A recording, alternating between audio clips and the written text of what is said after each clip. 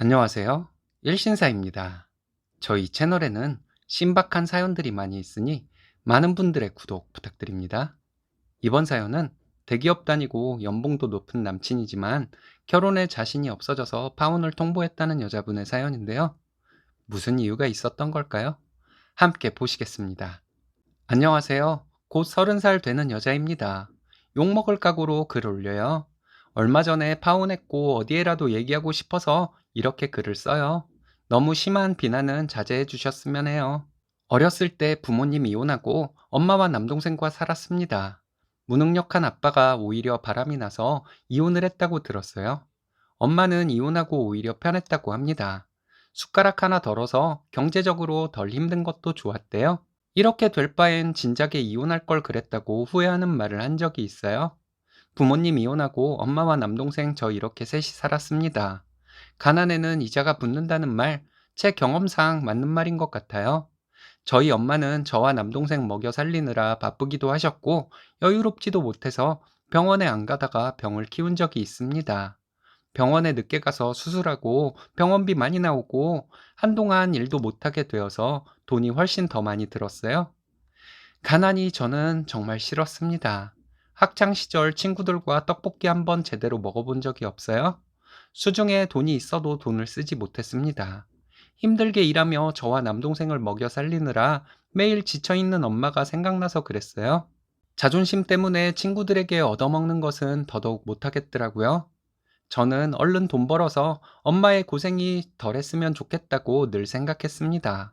고등학교를 실업계에 진학했고 졸업하자마자 적은 월급을 받으며 일을 시작했어요. 회사를 다니면서도 제 스펙을 쌓기 위해 많이 노력했습니다. 조금 더 좋은 직장으로 이직하려고요. 회사의 복지, 분위기, 이런 것을 따질 마음의 여유도 없었던 것 같아요. 그냥 급여가 더 높은 회사로 이직을 했습니다. 지금은 중소기업에 다니고 있는데 IT 계열 회사예요. 대학을 나온 또래 친구들에 비해서도 급여가 적지는 않습니다. 남친과는 만난 지 2년 되었어요. 연애 경험이 없는 것은 아니지만 제대로 된 연애는 남친이 처음이었습니다. 나이도 어느 정도 있고 결혼을 염두에 두고 사귀게 되더라고요.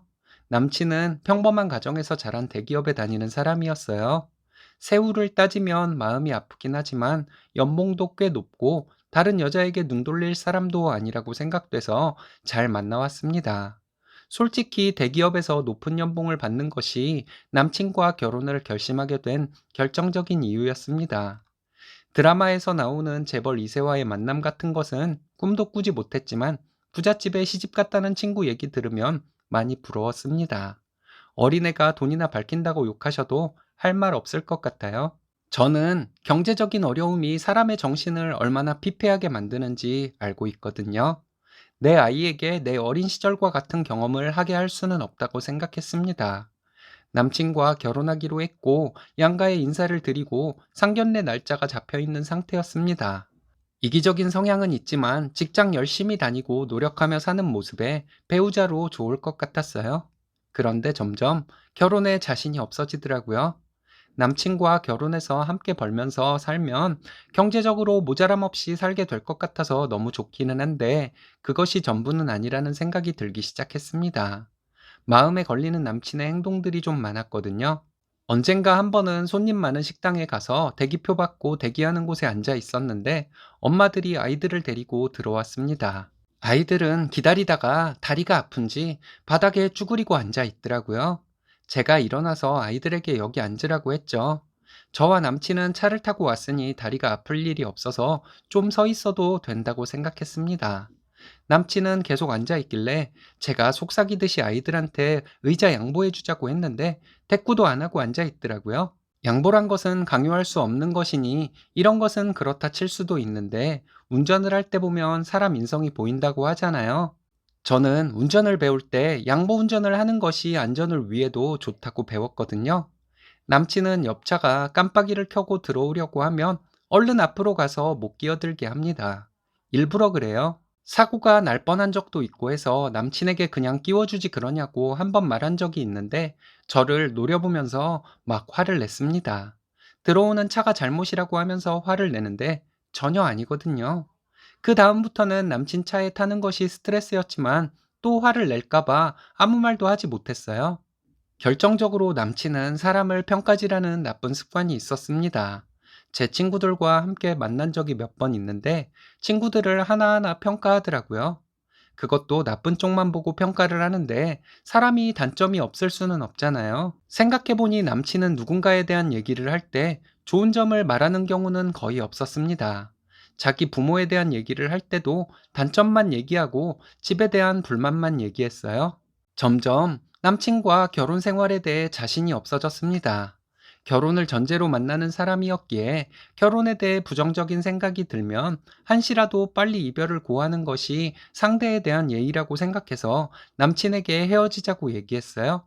이유를 묻길래 사실대로 말하고 자신이 없다고 말했습니다. 카페에서 얘기를 했는데 남친은 소리까지 지르고 엄청 화를 냈습니다. 대기업 다니는 자기가 그저 그런 직장 다니는 학벌도 변변치 않은 저와 결혼해 주려고 했더니 별걸 다 따진다고 하면서 화를 내더라고요. 솔직히 말해서 틀린 말은 아니라 별 대꾸는 하지 못했습니다.